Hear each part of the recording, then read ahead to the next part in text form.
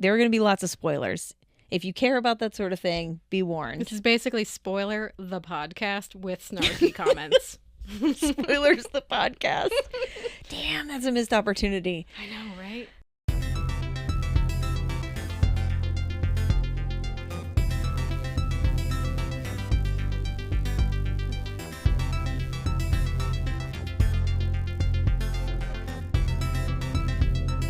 Welcome to Lights Camera Remake, where we ask, is a remake always a cash grab? Maybe only if they can manage to grab some cash. I'm Bridget LaMonica, a camera operator and Steadicam operator. I'm Erica Stroud, an idiot with a microphone, and we are here to figure out why Hollywood has run out of original ideas. So this episode was my pick, and this time around we did decide to do things a little differently. First off, new microphones. Heyo! Upgrades. We decided to change things up in the format, at least for this episode. We're going to test it out, see how it works. In this case, we both watched one movie out of the two that we talk about, and we're going to, basically talk about them to each other, instead of watching Weekend at Bernie's and Weekend at Bernie's 2 in one whole marathon like I did. Don't pretend like you didn't enjoy that. I enjoyed every minute of it. He dances. Okay, I'm good. And since Bridget is such a nice friend, she did not make me watch the Robocop remake. So we will be explaining these movies and their merits or lack thereof to each other to determine, did this remake need to be made? I didn't even know there was a remake of Robocop until I saw it in a random Wikipedia listicle. And I figured, you know what? I'm not going to torture Erica. I have a feeling I know which way this is going to go. So I said, you watch the original. I watched the remake. You're so good to me. Thank you. So, original Robocop, released in 1987. It has an IMDb rating of 7.6 out of 10. Rotten Tomatoes, 92%, and the 82% for audience rating. I'm surprised the critics rating is higher than the audience rating on this one. Isn't that surprising? Because I usually feel like critics will highly rate like a thought-provoking, bland look at the English Moor, not like a sci-fi robot shooting people. So I'm very surprised by that score too. 92% from the critics and 82 from the audience is like really respectable. For sure. Mm-hmm. I think there is something to be said for satire and the layers of meaning in this one though. Mm-hmm. So that might explain the difference. Maybe like if someone's just watching it to relax, they may not pick up on all that meaning and depth. So that's my, in a nutshell, guess at why those numbers are different. Well, tell us about it. Tell us about the movie. Oh, my notes it's not really a summary. It's me being like, what? Girl, can you believe this thing? LOL. My whole coverage is a summary with snarky comments. So we're going to see how our two styles differ. So I'll use the one from Rotten Tomatoes here. We're quoting, in a violent, near-apocalyptic Detroit, evil corporation Omni Consumer Products wins a contract from the city government to privatize the police force. To test their crime-eradicating cyborgs, it's actually just one cyborg though, Rotten Tomatoes. Right. The company leads street cop Alex Murphy, played by Peter Weller, into an armed confrontation with crime lord Boddicker, played by Kurtwood Smith, so that they can use his body to support their untested Robocop prototype.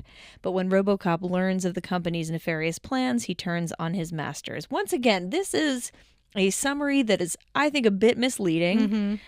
He does turn on his quote-unquote masters, but it's almost more like him realizing what they did to him as opposed to him figuring out that they have an evil plan of some kind. Oh, okay. I mean, he does uncover that while he's in the process, but that doesn't seem to me to be the main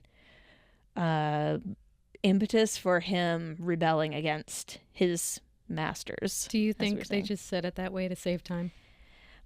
Maybe, Bridget. You just got to be nice about it. Also, you have to be nice. I can't get over that Kurtwood Smith was in this movie. That's Red from That 70s Show. I love it. Yeah. Oh my God. He's a good bad guy. He's just a good actor. I like him. Yeah, he is a good actor. This movie was conceived of by Edward Neumeier. I'm probably saying your name wrong. I'm sorry, sir. He was working as a junior story executive, and the film Blade Runner was being filmed apparently by his office. And so he ended up joining that production to kind of learn some things about filmmaking and film production. Wow. He had this idea, he worked on it, and then he came across Michael Miner, who was a student / aspiring director, had submitted a video. It seemed to be a music video that he had made.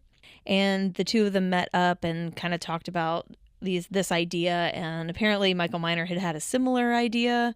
And the two started working together and developed the script and ended up selling it to Orion and producer John Davison, who apparently was working on a lot of like exploitation, like B-movie kinds of things around that time. It almost fits that mold, right? Just the idea of the story. And also how like young and scrappy, like what a good success story. Yeah, it was like this was somebody's first successful script. That's cool. Michael Miner, I just have a quote from him. He considers Robocop to be comic relief for a cynical time, end quote. Ooh, okay. And when I read that, so I read that before I watched the film, because for me, when I watch a film, I think it's a little easier for me to focus in on the intended themes and pick up on like more of the detail if I read a little bit about it first. So I'm not somebody who ever cares about spoilers. Like I'll still watch a film even if you tell me the whole plot. Like, okay. I'll still just be there for the journey personally. So I like to read a little bit ahead of time, especially doing this where I have to talk about it. It's like it helps me to like watch it with a more Rosebud is a sled. Am I off topic? Too soon? No, I'm just kidding. So once the script was bought, they ended up getting Paul Verhoeven to direct it. Apparently, he had to be talked into it a bit. You can talk me into making a movie. I will do it. My website is bridgetlamonica.com. I can be reached there. Hire me to film your weird spacey sci-fi movie. If you have $11 million to spend on a film, we'll help you with that. I think either one of us would be happy to dive in. That's so funny that someone had to be talked into it. It makes you think that it's so bad that they just can't do it.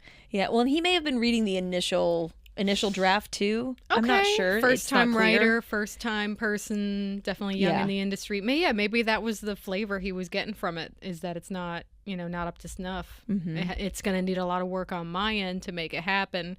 I could see someone thinking that way. The stuff that he was working on before Robocop was like a lot of like minor kinds of things and like short films and like episodes of TV and like, so I think Robocop ended up being a big deal for him. So it's also a little funny that he had to be talked into it. I don't want to call it a career maker, but like it definitely launched him in, because after that he was doing Total Recall, Basic Instinct, Showgirls. He did all the big ones.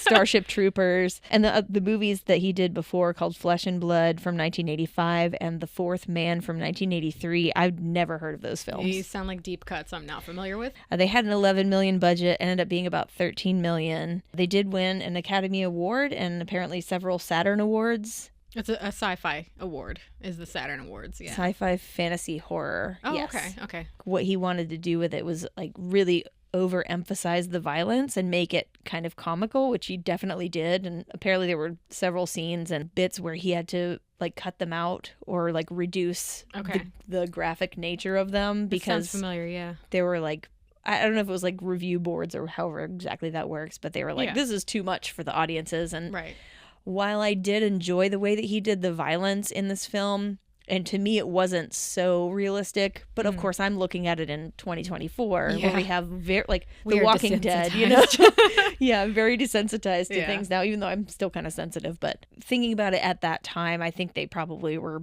pretty right about that. Like, I could see it being kind of upsetting at that time. But that movie's still rated R. So it's still, it must be at the limit that they would accept it that day, without it being so obscene they couldn't show it in a movie theater or whatever. I think it worked, personally. I am so glad that I finally watched this film. Good. I wish it hadn't been compulsory for, well, I mean, it doesn't matter, but that's okay. If I had just like gotten to it myself, that would have been smarter, but that's okay. No, I've got so many like classic sci-fi movies on my list of movies I want to watch. I've never seen Blade Runner. I've never seen Total Recall. Like, I know. I'm so sorry. But they're on my list of movies I really need to see. So maybe in the next year, that will be my goal, is to make a list of like 10 of these classic movies I haven't seen. Yeah. And I'm going to finally watch them. Like, I only recently watched the first Alien like a couple months ago, but you're breaking my heart. I had seen Aliens. Oh, okay. And then I was going to see the new one in the theater. It's Alien Romulus. And I'm like, oh my God, I'm going to watch the first two at least. I couldn't find the third one. It was probably on some random network. It was funny because I saw these same themes because I watched them basically back to back with the new one. I'm like, oh, this is very familiar. But anyway, yeah, so I will admit that I have to turn in my geek card partially. I will be taking that. Thank you. Please hold on to that for safekeeping. I will get that back by the time I complete several of these movies. You can have it back at the end of the term. Thank you, ma'am. I just started making notes while I was watching this. Yeah, that's fine. They're not all useful. But these were my thoughts while I was watching it. Okay. The first is just the quote, "Welcome to hell," where Alex Murphy, the new cop on the beat or whatever, he shows up for work and they're like, "Oh, you knew the new guy?" And he's like, "Yeah." And they're like, "Welcome to hell." Oh my God. I'm like, okay, this is going to be good.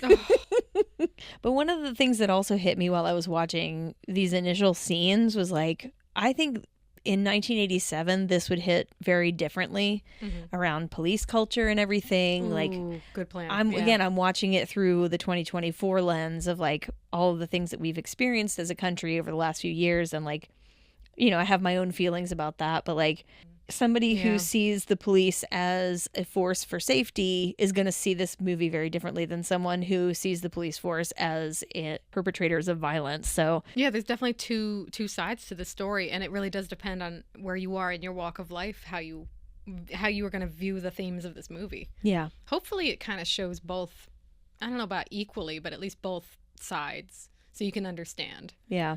I feel like the new movie did that as well. It doesn't exactly paint the police force in a positive light. It's more about the police force being privatized and therefore militarized and corrupted.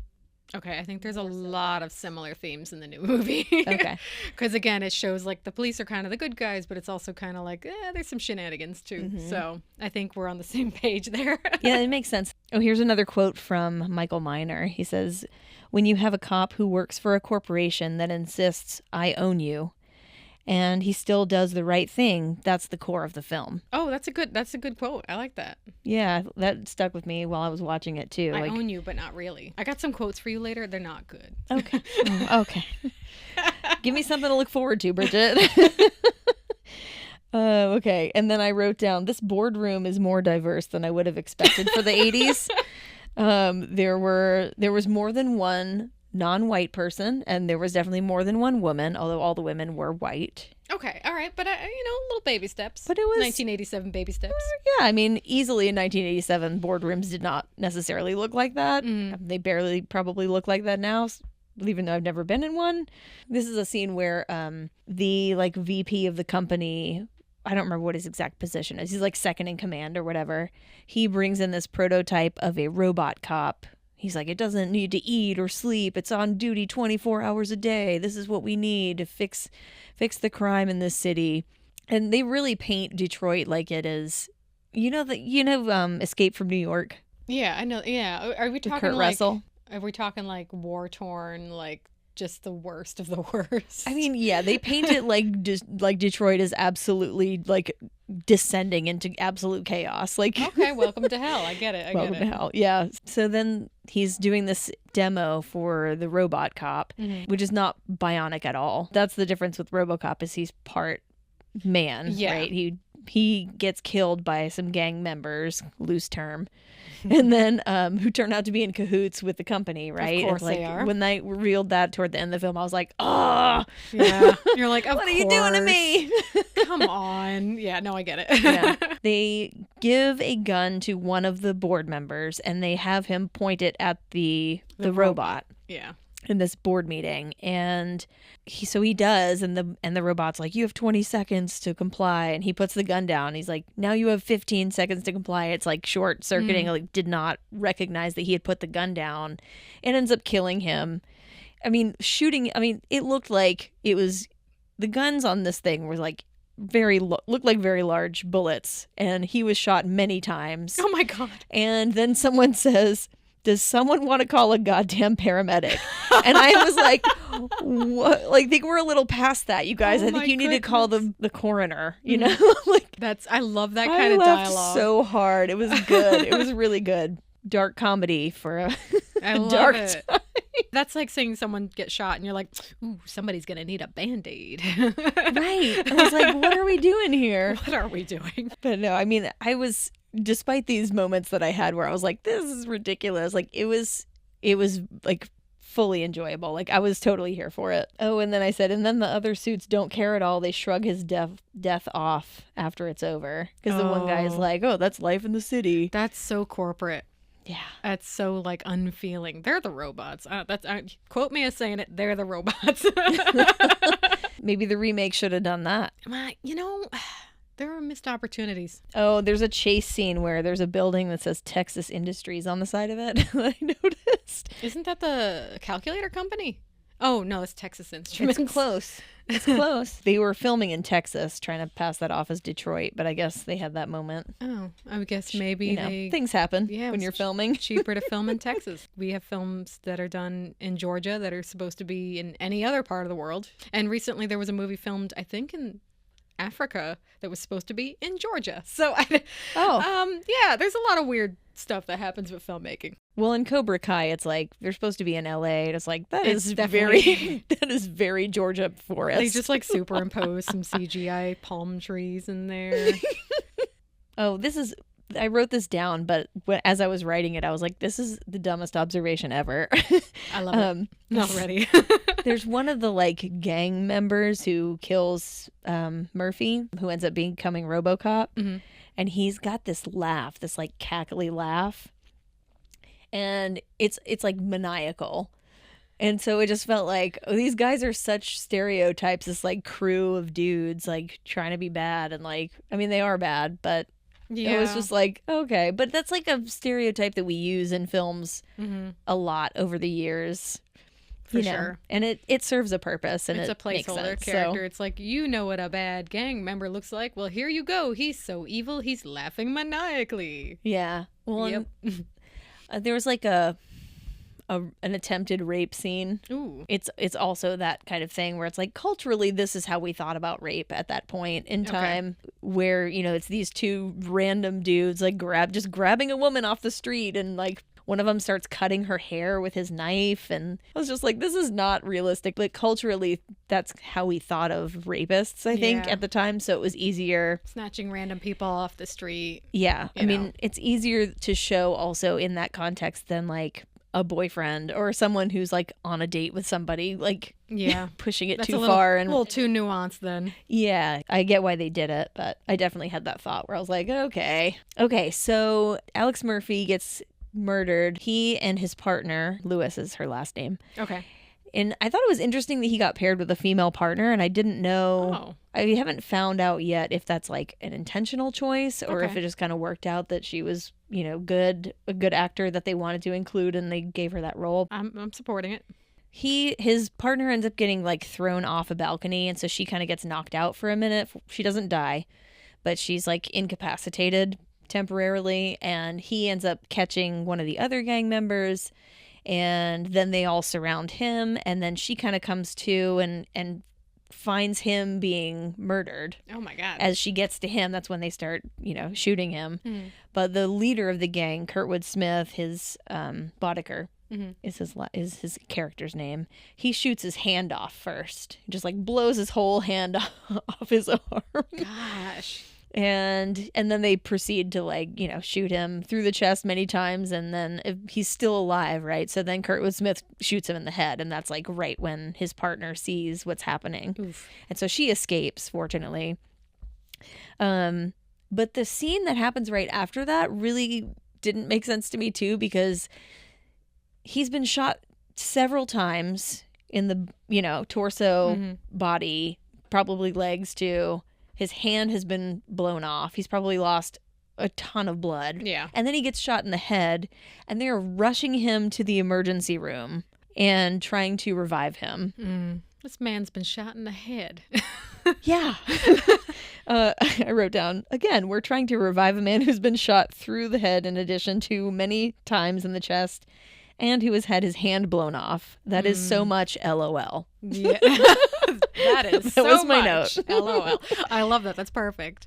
That sounds like the amount of snark I put into my notes as well. Kindred spirits. Yeah. We are. So yeah, there's that whole scene, and then it's like, okay, they give up trying to revive him. He's dead. And then it's like, I do like the way they did this artistically because it was seen first person, like through his eyes, like Gonzo style. So you see, I mean, not through the entire time they're reviving him, but a couple of times you'll see them like kind of leaning over him. Okay. And then after he's pronounced dead, then it's like just shots of like through a screen, like he's looking through a screen and they're like rebuilding him into Robocop. So you see like them discussing it around him and then finally presenting, they're like, here he is, Robocop. And then it's like, my. So yeah, it's an artfully done transition. I think I really like how they put that together. Did he have any reaction to waking up as Robocop? Was that like, did they show any emotional reaction to that? No, not really. There's a thing that he does. They have a conversation about it when they first meet each other and they're out on their beat. Where he's like flipping his gun around, you know, like people will do that where they're like pull it out of the holster and like flip it a few times in their hand. Yeah. He did that and she like asked him about it and he was like, oh yeah, my kid watches this show who has this guy who can flip his gun around. And so then I'm, you know, I don't know. He's Don't like, do this at home, kids. This sounds so dangerous. so after that conversation, she sees Robocop do that with his gun. Okay, this is at the gun range. But she doesn't say it. You just see it in her face, like that look of recognition. And then when they're in the hallway, they happen to pass each other in the hallway. And she's like, hey, what's your name? He doesn't answer. So she has this moment of like recognizing his humanity. And it's just her that sees it. Okay. And then over time, there are these moments where you'll see him kind of like have a flash of memory come up. And it'll like replay it as Robocop, like the Robocop view. So he's experiencing the memories coming back to him as like little video clips that pop up. So he's like slowly coming back into his humanity. Yes. Through that, I think realizing what's been done to him. Oof. I like that they didn't make it too explicit. I mean, they show it. They don't tell, you know? Yeah, don't overtalk it. And there's a point where he's like in his resting chair or whatever, and like electroencephalograph, I think is what it said on the machine. Is it reading brain functions or heart rate or something? Yeah, like brainwaves or something, because he started having a dream, and that was like making the needles go crazy all over the paper. And of course, the two scientists that were on duty were like doofy, like having a snack, not paying any attention, like reading the newspaper, you know, until he's even freaking here out. for? What are you good for, please? So yeah, you just see these moments through where he's like recognizing himself, and then other people are recognizing him. Like one of the gang members recognized him at one point because he said the same thing that he said when he initially tried to arrest him. Okay. Which was, dead or alive, you're coming with me. That's an iconic line. That one pops up when you search that movie. Another funny thing that happened was he goes to a store where an armed robbery is in progress. And of course he like foils the whole thing and throws the robber into like a freezer or something, like, you know, refrigerator. Yeah. And then he's just like, have a good day. And he leaves. Sir, can you report it? I'm sorry, Robocop doesn't take prisoners. He puts them in a freezer. I was like, why did you just leave without him? I think you forgot something. I wrote down Lisa Gibbons as news anchor Jess Perkins, LOL. LOL. But I think I only wrote there's nothing funny about what she's doing. She's doing a fine job of being a news anchor, but it was just kind of funny to me because I don't think I've ever seen her as an actor before. I only know her as like a TV host. Oh, I didn't think of that. Okay. It was around the time when, like, you know, Sally Jesse Raphael and Ricky Lake were all doing their thing, and it wasn't Jerry Springer yet. Oh yeah, but it wasn't too far off either. Yeah, no, I do know those references. Yeah. Okay, so then at one point there's an advertisement on TV that they show for a board game called Nukem. Get them before they get you is the tagline. And it's just like another thing where they're like playing into this theme of like everything is chaos and the world is like just brutal and there's only like kill or be killed, right? It's that 80s gritty aesthetic that I'm thinking of, really. It was in the comics of the time. It's in the movies of the time. I did not make good notes, y'all. This is bad. So my next note is from a scene where The guy who came up with the Robocop prototype is in the bathroom and he's talking shit about the guy whose robot killed the guy in the boardroom, was the VP of the company. He's talking shit and that guy's in the bathroom and he can hear it, but he's in a stall. So when he comes out of the stall and then everybody leaves the bathroom except for the two of them. And my note is, Morton was the only one using the bathroom who washed his hands. WTF. These are the notes I need. Everybody else just used the urinal and then walked out of the room so they could have a confrontation together. I'm sorry. Impending violence or not, please wash your hands. Please wash your hands. That is a good note. I wonder if anyone has ever noticed that, if I'm the only one. I think these people who like hyperfixate on movies and they're paying attention to how many bites someone takes out of a sandwich. Yeah. We're not the only ones who do this. You're right, I'm not special. You're not special, but you're special to me. Oh. This is humanity being stripped away by corporate interests and the corporations failing in their quest to serve profits over humanity. It's a very cynical look at corporate America and all this stuff, but it's very much making that commentary for a reason. Yeah, these were Reagan years. Oh my gosh, even better. Yeah, you're right. I mean, I didn't even make that connection, but I was just thinking, oh yeah, in the 80s for sure. I'm not even going to pretend like I know the full scope of it, because I do not. But didn't pay attention enough in history, but we just kept talking about World War II every year, so I don't feel like I learned anything after that. What are we doing in our public education? Never mind. That is a can of worms. A really big one. Why did we learn about World War number II 10 every year? It's a number 10 can of worms. You're right. It is a number 10. Of course, the criminals in the suits are in cahoots together. Oh, the criminals in the suits are in cahoots. Yeah, it does rhyme, and I realized it as I was writing it, and I couldn't think of a different way to put it. So that's where I stuck. Embrace the whimsy, please. There were 3 directives that were given to Robocop. Serve public trust, protect the innocent, and uphold the law. Okay. But secretly, there was a 4th directive where you cannot physically harm any of the executives of OCP. Right. You can't kill any of the executives. You can't harm any of the executives. Exactly. They're afraid of a robot shooting up their boardroom again. You know, right. Fool me once. Shame on me. But the fact that, like, they're working together, so, like, those... like blue collar criminals, so to speak, are kind of being played as puppets by the white collar criminals. Right. So they're the ultimate criminals in this story, and partly in real life as well, is that they're kind of calling the shots anyway. They're just not, at the front lines of selling the guns, selling the drugs, whatever. But they're doing it. Exactly. And then I have a quote, without cops, the city would tear itself apart. And I don't remember exactly when that happens, but it's one of the, like, beat cops that says it, I'm pretty sure. Yeah, it sounds like the thing they would say. To the point where they're, like, just trying to paint the city as a place where just utter savagery is happening at all times. So the robot cop, the one that, like, killed the guy in the boardroom, at one point is sent after Robocop to destroy him. And but he gets foiled by a flight of stairs. Oh. So I wrote down the OG robot cop gets foiled by stairs.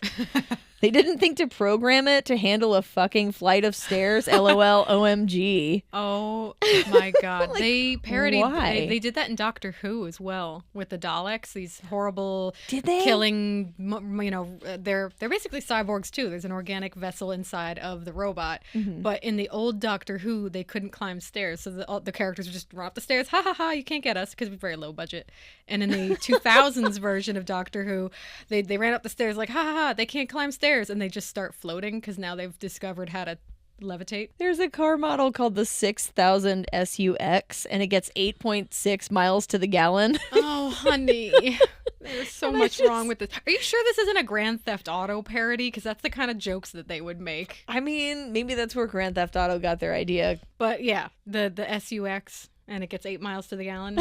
Yeah. No. And everybody who has one is really proud of it, too. It's kind of funny. Oh, no. But of course, as you can imagine with a movie like this, they're going after Robocop and trying to destroy him. There's this big scene where Lewis, his partner, they've connected at this point, and she's trying to help protect him. So she hides him at, like, the old steel mill that's, like, not in commission anymore. It's all, like, very broken down and, like, It almost looked like where they filmed Eraserhead. Ooh, okay. The gang members show up. They have like the locator device, and they give it to the gang members to go find him.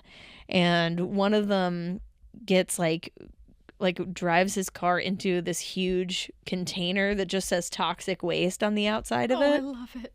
And I'm like, first of all, why was there toxic waste still at a steel mill that's not being used? Like, why haven't they taken care of that? But also, like, it's it's amazing how quickly he gets like transformed into this like melting monster. Oh no, it's Toxic Avenger.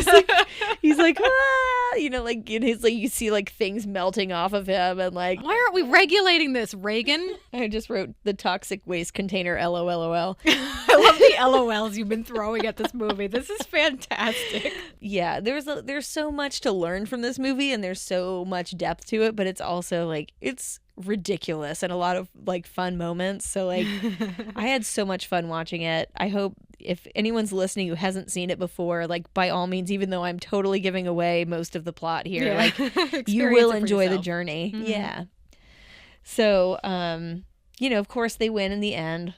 Yay, happy ending. There's a bit of a happy ending, but he doesn't end up getting to find his wife or his kid anymore. And that's the whole thing. So okay. Well, maybe that's why they made a Robocop 2 and 3. But I probably will watch them now that I've seen it. I think I want to watch the 3 originals. Maybe he finds his wife. Maybe she's mysteriously recast in the second movie. As Robocop lady. Robocop lady. Robocop-ette. Oh, it hurts, but you know they could have done that. Nobody tell us. Yeah, I don't want to get any emails about this. I don't want to get any emails about this at all. And definitely don't email me about Neumeyer's name and how it's pronounced. We will find out as soon as we finish this recording, and we will slap our foreheads in disgust. So yeah, that's in a nutshell, Robocop, the OG. Actually, I feel like I should take a moment and talk about the star, though, a little bit. Yeah, let's talk about him. Peter Weller. Yeah, Peter Weller. Exactly. Okay. I think this might have been his first leading role, though, I will say. And it sounded like he was very excited about it based on what I read online. He was like one of the only...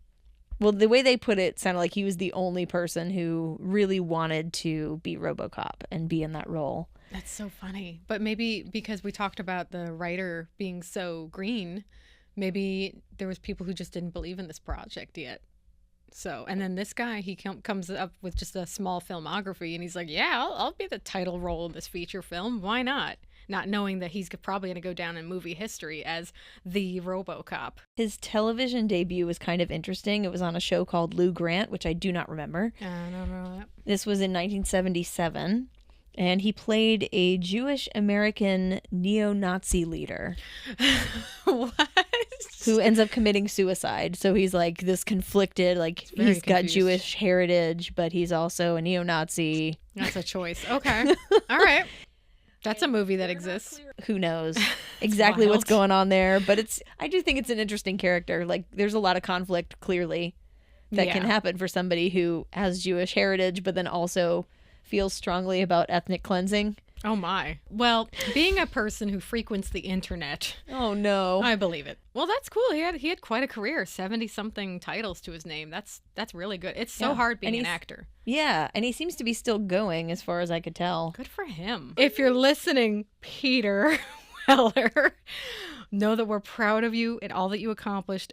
All right, so I guess unfortunately it's my turn. I covered the remake, Robocop, in 2014, a movie I did not know existed. Guess what? More of the same, but with the 2014 flavor added to it. IMDb rating was 6.1 out of 10, which is more than I expected. Rotten Tomatoes was a 50% from the critics and a 49% from the audience. They're never usually that close. 50-50, that's a pretty okay movie. Like I said, I didn't look up all the director and writers. When I get to the writers, you're going to see why I kick myself. So the director was Jose Padilla. Please don't be mad at me if I can't pronounce that. The writers were Joshua Zetumer, Edward Neumeyer, and Michael Miner. What? I know. Wait till you hear the list of the main actors. Why were they writing the remake? I don't know, and I wish I'd knew that beforehand so I could have looked it up. Okay, do you think, quick side question. Side question accepted. Do you, thank you. Thank you, madam. having the same people who wrote the original be part of the writing team for the remake seems like it would maybe rein in the creativity a little bit too much. Like maybe they're attached to their original ideas. Especially since they did a 3-movie. I'm between sides on this. Like, a lot of times if I see a movie come out many years later, I want one of the original people attached, so I know they've got the essence of whatever made the original great. Okay. But there can be good new interpretations. I don't like director's cuts of movies most of the time because I'm like, why did you keep that scene? And you just got married to that scene because you knew how hard it was to shoot that day. Yeah, so sometimes I struggle with that with songwriting. But I sometimes think that directors are sometimes too close to the material, and so maybe they kept certain things that they shouldn't have. Also, as I was watching the movie, it was like a who's who of like, wow, that face is familiar, wow, that face is familiar. And I'm not good at placing a lot of actors, but listen to this cast list. So Alex Murphy is played by Joel Kinnaman. He's a Swedish actor. Oh, he does look familiar to me. I know I've seen him in something. He's just one of those people with that face, you know. The doctor is played by Gary Oldman. Gary Oldman is such a good actor. Gary Oldman? He's such a good actor that I didn't know that was him for an hour and 20 minutes. Every movie he's in, he looks completely different. Do you remember that episode of Friends he was in? But he was an actor who was working on a film with Joey. Oh, okay. And he did this thing where every time he enunciated, he would spit. And so Joey kept having to like wipe this guy's spit out of his eyes and off his face. And he just like freaked out. And then because he's like, you know, you're spitting on me, right? And he's like, yeah, obviously. I like Gary Oldman. Okay, so Gary Oldman, who disappears into a role so well, I didn't know that was him. Raymond Sellars is the basically pro-robot Omnicorp guy. Michael Keaton, who I could pick him out of a lineup any day, but I was just so surprised, and I like him in everything. Abby Cornish played the wife. I know her from, I think, Sucker Punch. That's where my brain goes. It never goes to, like, someone's top movie. It's always like, you know that weird side movie you rented on DVD once? Jackie Earle Haley was the guy who trained the robots, and he played Rorschach in Watchmen, and he was also in The Bad Nightmare on Elm Street. And then for some reason we don't have Ann Lewis, we have Jack Lewis as the partner, and he's played by Michael Kenneth Williams. I do like him. Marianne John Baptiste. Oh, she plays the police chief? She's the police chief. And Samuel L. Jackson shows up for his day rate, playing basically like I would say a right-wing type news program where he's in like a black box theater surrounded by screens and cameras, and he's always talking about how robots are great in America. Fuck yeah, basically. Oh, so that's like his propaganda news. Yeah, he's great. Okay. He's great in everything he does. Nice. But yeah, so the movie is rounded out by quite a cast. Honestly, like everybody was really, really good except for the writing. I thought most of them were very believable except for our main character. So I should do a quick summary. This is from Rotten Tomatoes. In 2028, wow, so far right around the corner.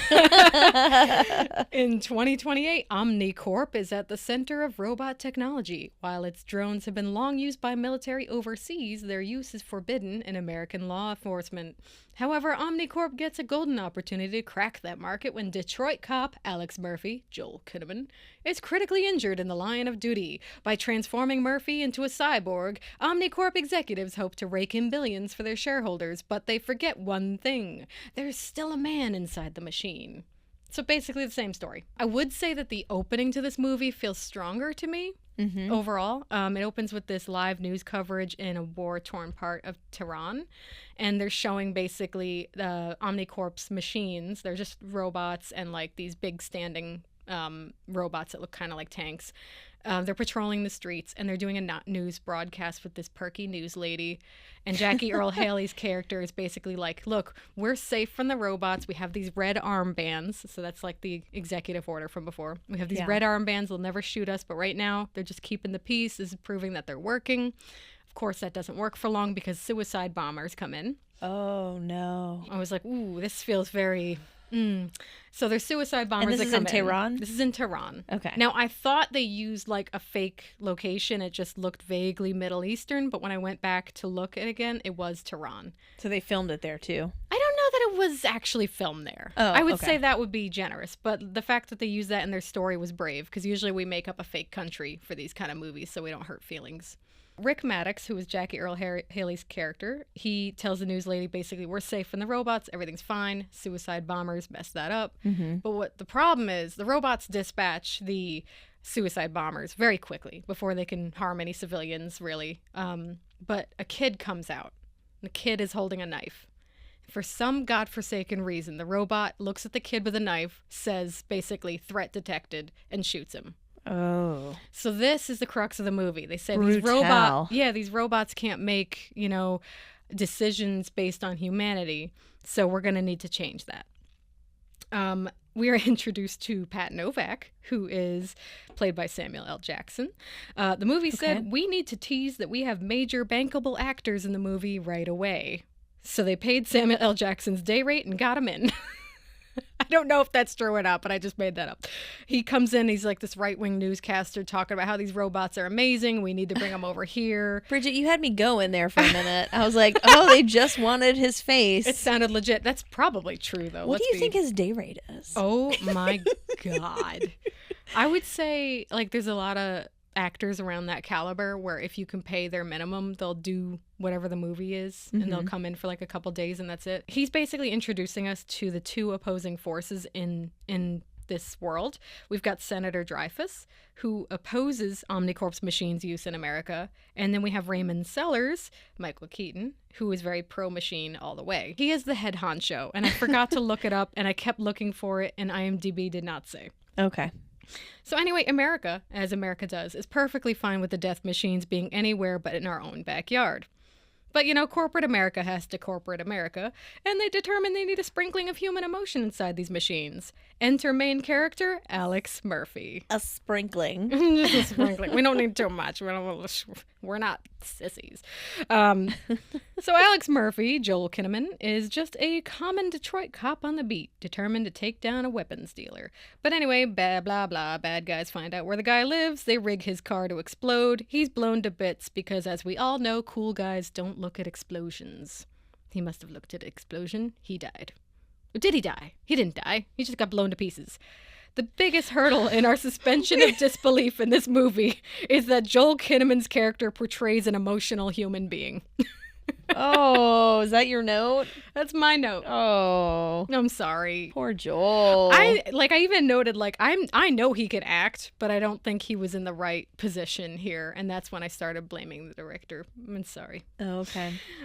But we have the technology. We can make him better, stronger. We have... Cyborgs have been pretty consistent in media for quite some time, and this is when it made me realize this. You've literally got the bionic woman, you've got the $6 million man. That's the one. I was just trying to think of that reference. Yeah, I think that's a direct correlation here. And then in recent years around this time, you had, well, not around this time, around the time of the original movie, you had Terminator. There's a character in Blade Runner. There's a character in Alien. In Aliens and all the aliens. So cyborgs have been a constant theme in sci-fi. Yeah, and a lot of debate around them too, right? A lot of, at least in Alien, just as the one example, since we keep bringing that up. In every Alien movie, it's there's an artificial person on board, and they're that's the problem, is that they are there and they're always serving the corporate interest ultimately. Yeah, they're programmed that way, so they're always going to go that way. Yeah. And that was a common theme in those movies. Although in Aliens, I think if I'm remembering right, that one, he was actually one of the good guys. Yeah, I think they did do that. And then in the new one, he was one of the good guys, but he gets turned for a little while. Yeah, that was the dark side. Yeah, I didn't like it when they turned into the dark side. Anyway, I had feelings about that. Me too. Okay. Oof. We can talk about that when we do that episode. We will. We're going to have to do it now. So yeah, I think the themes of the cyborg idea, that whole human versus machine dichotomy, is very important in the story. I just really wish that I was shown this character having emotion beforehand, because they even have he's just so bland and stoic, and he even has a scene with his wife and kid, and it's just so flat.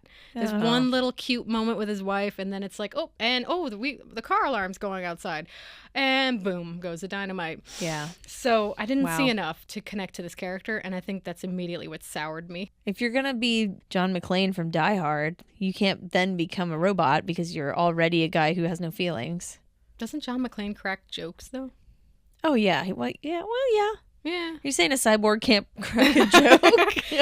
What, you're saying a cyborg can't crack a joke up in here? Well, anyway, Omnicorp, they want a product with a conscience. Okay. A phrase I already had a problem with. A product, huh? He's a human being, but okay. So in their headquarters in China, they get to work on making Alex Murphy the Robocop. Yeah. Now, around the same time, there's a hearing going on in Congress. They're asking questions that seem very reminiscent when that Facebook hearing was going on, and these old men are asking Zuckerberg about their email, and he's like, but that's not Facebook. That's what it felt like. So you're getting the political turmoil of robots, no robots. Should we make a cyborg man? Shouldn't we? But anyway, we're going to make him anyway. Who cares? We're doing it anyway. So that's the hint of our internal conflict. Like the machines are a mind over matter situation as well, but emotion conflicts with the programming. In my notes, I did put a YouTube link of a scene I want you to see. It does not have our main character in it, but I feel like it's speaking to the theme of our whole thing. This is in a rehab ward where they're like doing replacement limbs and prosthetics. It's like the hint of what they're going to do. Is he going to break a string with those bionic fingers? That's the first thing I thought. That does not seem like it's going to go well. What are the ends of the fingers with? They can't be metal. In the original one, it was titanium coated with Kevlar. It's a lot of metal on metal, isn't Doesn't seem, yeah. Well, Kevlar is a type of plastic, right? Oh, and now he's beautifully playing the guitar. Not breaking a string. And his girlfriend is crying. She's like, damn it, I really thought he wouldn't play the guitar anymore. And now he's just going to keep doing that instead of hanging out with me. I guess I have to stay with him. But now he's going spastic and buzzing strings and not controlling his fingers very well. He looks very conflicted about all this. Oh, and it's a song from Willy Wonka. Oh, wow. That feels a little meaningful, too. Simply look around and view it. I did not know that. In that scene, we show a guitarist who obviously is a double amputee at this time, so he's missing both of his arms. He has 2 prosthetics from Omnicorp, and they hand him his guitar and basically tell him it's in your mind, the ability to play music, it's not in your hands. And he starts playing really, really well. Like, oh, he can do it. These metal fingers aren't messing with the strings at all. But then he loses focus. I'm skeptical. But why does he start falling apart? He says he can't play without emotion, and they say that emotion messes with the programming. Oh, but then that was the whole point, was to have a product with a conscience, right? So which naturally is emotionally. I think that's showing connected. That this corporation never actually wanted a machine with a conscience. They just wanted the illusion of a machine with a conscience, because it obviously it's showing, it doesn't work if emotions get in the way. I guess in a physiological way that makes sense. Like your brain is the director of how your body moves, right? But I don't know, when we talk about muscle memory, I've had these funny moments where I'm on stage and I'm in the middle of a set and like my brain can't keep up. But your fingers my fingers somehow just like do the thing. And I have this moment like, wow, I can't believe I just pulled that off. That's so cool. But sometimes that muscle memory is what saves me in those moments. And so I'm wondering, like, is that actually my brain doing the thing, or is it actually my hands knowing where to go? I think it's these different levels of your brain processing, and there's like the conscious and the subconscious. And like when you practice and practice and practice, it becomes subconscious. Yeah. Or maybe you're right. Yeah. And there's also like the functions of your brain that you don't even know you're doing, like breathing. You're not aware you're breathing until you're aware that you're breathing, and then suddenly like, or aware that you're not. Yeah, like it's funny how you don't even think about these things. I was in a heated Mario Kart game last night, and when we finished the race, I could barely close my eyes and blink because my eyes were like burning. Oh my god. Because I realized I had not blinked the entire time. That's actually very hilarious. So that scene I showed you, it does not have our main character in it, but it does have our doctor character in it. And I felt like it showed the emotion and the stuff you have going on inside that's important to the story. And I wish more of it felt like that. So I think that was a good example of a good scene. I like the intro scene for the whole movie. I like the scene. See, little bits and pieces I do like, but as overall, I felt like it wasn't what I wanted. I'm a very judgy person in 2024, judging a movie from 2014. I mean, you do have a degree about it, though. I do have a degree about it, so I get to be really insufferable. That's what it says on the paper in the fine print. It does, yeah. I had them emboss that. Hell yeah. So we have some nostalgia bait. We have a marketing guy played by Jay Baruchel, who I love. He's in so very few things that I've seen, but I enjoy him. He has such an unusual voice. So he shows like future design concepts for Robocop, which are definitely pulled from the 80s movies, because it's like, we could pop up these police lights out of his shoulder. We could have Transformer mode. Like, oh my God. Nostalgia bait. But it was funny. Sure. Every time he talked, it was pretty amusing. So he's like one of the like aesthetic developers of this thing. Yeah, he's marketing. He's very product design. He's very much about like, what does it look like to the public? Yeah, okay. So he's in all of these like boardroom scenes with all the other major players, just making his little comments and yeah, rounding out. And then we have this quote I got from Michael Keaton's character. He says, "People don't even know what they want until you show them. Make him look more tactical. Let's go with black." Boom, we modernized. He's black now instead of silver like the 80s. He's the $2.6 billion man. So there's a really cool shot cinematography-wise where, you know, Alex has already been, or sorry, Murphy, I should probably call him Murphy, has already been, you know, demolished by a bomb. And he's already in this program where they're going to make him into Robocop. But we're in his head right now. He looks fine. He looks normal. And he's dancing with his wife in a party scene. It's really, really lovely. And you've got a dolly circling them in this party scene as they're dancing. It's very sweet. But as the dolly moves around and progresses, the scene is starting to fall apart. The people in the background are disappearing. Eventually, the wife walks out of the scene, and he's saying, what's happening? And that's when we cut to the lab where he's being held up, and he's just half of a man. Okay. It's just what's left of him. Like he was missing one arm. He was missing the bottom of his torso down. He's pretty wrecked. Okay. I think there was a scene with his wife, played by Abby Cornish. And they're basically asking, like, you can give him a chance if you sign off on this. So I think it was on her to make the decision. So she was like the DNR. He didn't know about it, she had power of attorney or whatever. That's why I was asking she decided to try it. That's why I was asking about the emotional side of it, because, like, did he wake up and freak out? Like he should. This guy did. Yeah. He freaked out for a while when he's full on Robo Man. He wakes up, isn't sure what these things are attached to him. He's got one completely prosthetic limb. He's got one mostly prosthetic limb. And then everything chest down is basically a robot. So he escapes the facility. He runs for a bit, and then boom, they click a kill switch and he goes down. They probably call it a safety protocol, right? I think it was, because like, what if he turns on us? So they always had this like backdoor on this. Right. So that's another like level of intrusion that exists that this company did to him. Not only does he not have his own body anymore, he doesn't necessarily have his own will. Eventually he agrees to this program. He's going to train with them and stuff, and train to learn to use his body and do his job again. Eventually he will sync up with his wife and kid again. Okay. That was fairly nice. Like, he was very hesitant about it. He finally meets them, meets the kid, and the kid's first thing was like, oh, I recorded all the games on my computer. We could watch them. Like some sports game. I don't remember what it was. Yeah. And that was very cute. Like, that was nice that they had that little bit of connection. But then he immediately went back to training. Oh, okay. Not a lot of family dynamic. Yeah, they touched on it, but yeah. I they mean, probably not were enough. Afraid of spending too much time. I don't feel like there was enough of that for me to really connect. The action is fun enough. We have this training montage in a warehouse where he's shooting the robot drones as enemy combatants, and then Jackie Earle Haley's character Rick Maddox,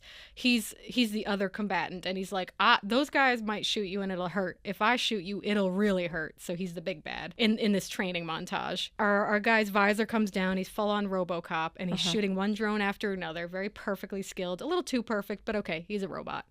And he takes out each combatant at a time and eventually disarms our main guy here, Rick, who is the training. But here is also where we realize, and they're talking about when the visor comes down, he thinks he's doing all this shooting and this combat and stuff. It's actually the machine doing it all. What's the training for then? They're tricking the human part of him to think that he has a free will. So that was interesting. That's sneaky. But this also eliminates the whole damn purpose of putting a human in a machine. I put that Omnicorp literally made a Robocop for the vibes and the vibes alone. I wouldn't put it past them to waste money on stuff like that. Sounds about right. I mean, we've seen Hollywood. That factors for them too. So here's also where I'm introduced to some bad hot takes dialogue. by Bridget. Oh yeah. Oh, I got the takes. I wanted to share this bad dialogue with you. It's in this training montage. Liz Kline, who is one of the executive people, is talking to Raymond Sellars. And she says, so you circumvented the law by creating a machine that thinks it's a man, but that's illegal. And then Sellars says, no, it's a machine that thinks it's Alex Murphy. And in my book, that's legal. None of that makes any sense. You can't decide what's legal. You can't do something that's illegal and say it's what? You circumvented the law, but that's illegal. That's not how that works. If you circumvented the law, I guess you're fine, right? Well, if you're a CEO of a corporation, there's some mental probably. Gymnastics needed with this dialogue, and I had to write it down. So we are ready to show Robocop to the world. There's going to be a press conference in front of a big crowd of people. It's a big to-do. His wife and kid are going to be there to see him. Very ribbon beautiful. cutting. Yeah, like just he's going to go there and be like, yo, I'm Robocop. Don't be afraid. I'm going to kill all humanity. You know, that sort of thing. I'm Robocop. It's fine. The weirdest... It's fine. I want that on a shirt. So...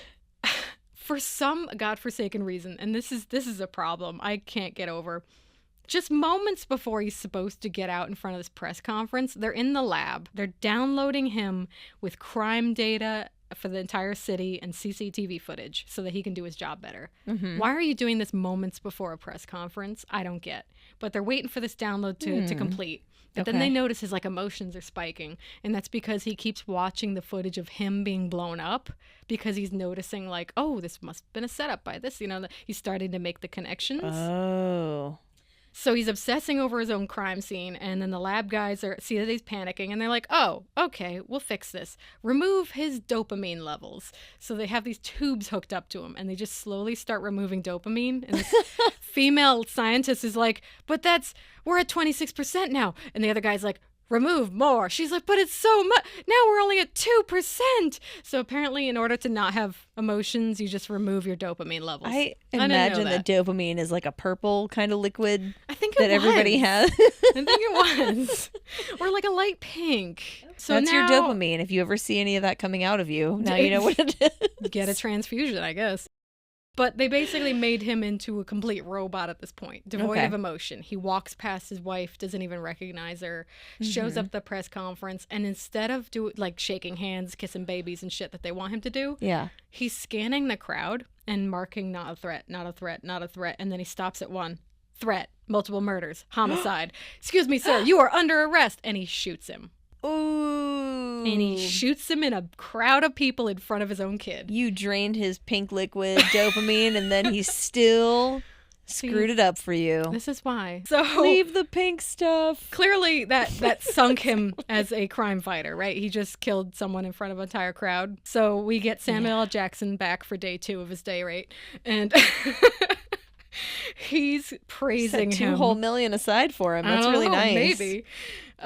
He's praising him for basically cleaning up the streets, and we needed this all along, and blah blah blah. So it's fine. And there's just a sequence of scenes of extra strength Robocop going on a rampage of destroying these dealers and stuff. At this press conference, there was a guy who was just like an escaped convict, going to a press conference. I don't understand why an escaped convict would go to a press conference. I don't know why he was there at all. And even Samuel L. Jackson in his little news conference was like, this man wanted for this, this, and this was 2 steps away from Detroit's finest. There's 2 cops behind him. Oh, okay. And not even they saw the threat in front of them. It's a whole thing. But I'm like, why would he be at this press conference? Maybe he's looking at the competition. It's the only thing I can figure. We have extra strength Robocop now for a while. He's full robot. Okay. And, we know he's got some character development because he doesn't look at explosions anymore. Yeah. He explodes things and keeps walking like a badass. But there's a really funny moment where, how he scans stuff in the visor, it'll be like, not a threat, this, all this information that pops up. At one point, he scans a guy. The first guy was a threat. He dispatches him. Next guy is pleading for his life. And the message that comes up is totally stoned, not a threat. I'm like, what? Interesting. That was in the programming. Dear God, I broke at that moment. Eventually, our guy finds his humanity again. If you're a robot and you can scan a person and tell how Why stoned didn't it they just are, say impaired? it should be a percentage. He's 67% stoned. Or impaired. Or exactly. I'm just so funny it said totally Not sober. stoned. I died. He eventually goes to his crime scene, starts putting things together. He starts, he basically breaks through the programming hold that was on him. His dopamine levels are rising exponentially finally. Oh no. Finally, he's back to being himself, I guess.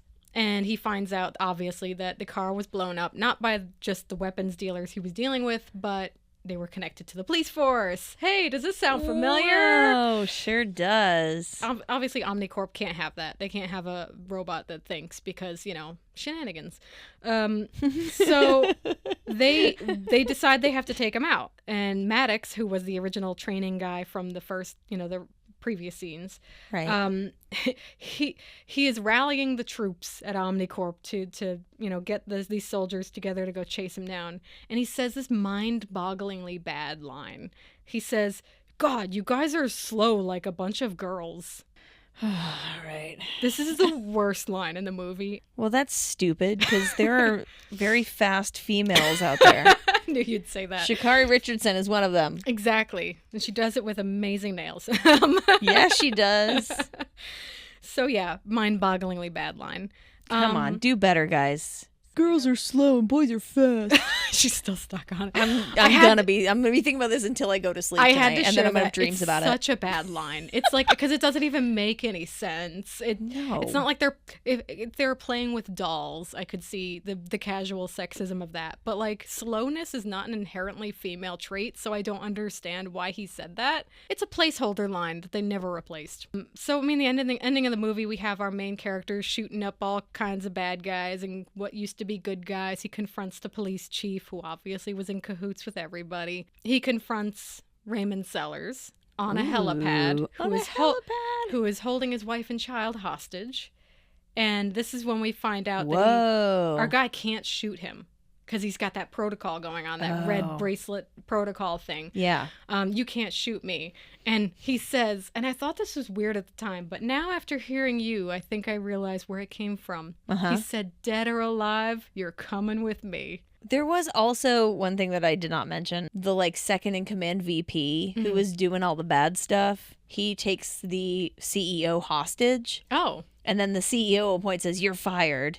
And then Robocop's like, "Thank you." And he shoots the guy who was holding him hostage. So he's like, now that he's fired, now I can kill him. Oh, wow. I like that. Yeah, it seems like a lot of thematic similarities where, even if they went a different route, they kind of did the same things for the most part. A lot of story beats were similar. Yeah. So yeah, I mean, we went through all that, and obviously at the end of the movie, he gets a new sleek design. Now he's silver. Oh, he looks like the classic Robocop now. So the technology in the movie, for some reason, this is one of many sci-fi stories where everyone has a see-through computer monitor. Ugh. I can't get over I'm so tired how old of that is. Yeah, it doesn't make any sense. Nobody wants to see. That is not useful. For one thing, you wouldn't be able to see it very well, and also everybody knows your business. What if I want to check Facebook? What if you need to watch some porn at work? You just to get through the day. And then the cars in this movie, I was happy you mentioned the cars because I noted something about the cars too. They look pretty normal. I mean, mostly kind of sleek mid-2000s cars. Yeah. The only noticeable difference was that the side view mirrors were very thin and basically useless. Oh. They never flipped down or opened up or whatever. They were just thin, so we can say it's sci-fi. That was weird. Dumb. So the extent of technology in 2028 is bad blind spots.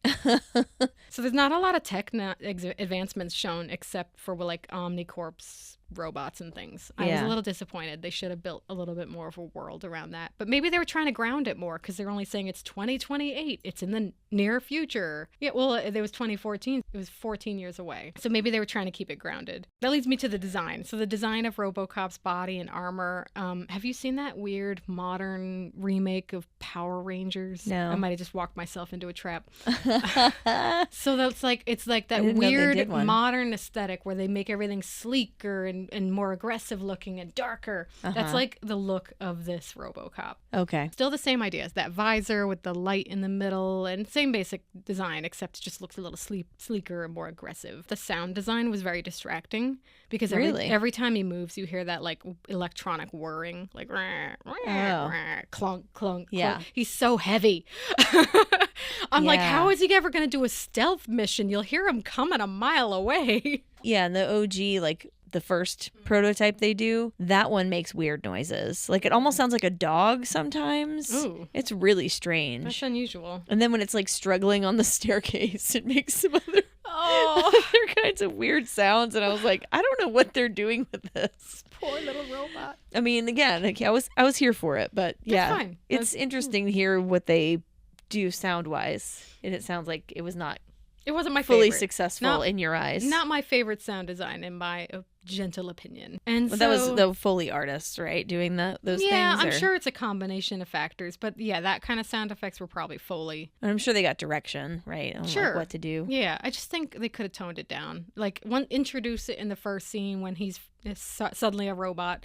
I think they should have toned it down in the following scene so it wasn't distracting. I might have glossed over it a bit, but Okay. in the beginning when he's made into a robot because this was illegal, they did it in China. So why China? That feels like a loaded question. Well, why do you like off chance before I get into my whole thing here? Why do you think they chose China? As someone who is not an expert in foreign business, I would venture a guess around something like less regulations there. That's a good one. I like that. Story-wise, I think that's possible. I looked it up, and China is a huge market for Hollywood. So a lot of movies... In what way? Our blockbuster movies make a lot of money in China. Oh, okay. So they Gotcha. like to appeal to Chinese markets in order to guarantee more of a box office return.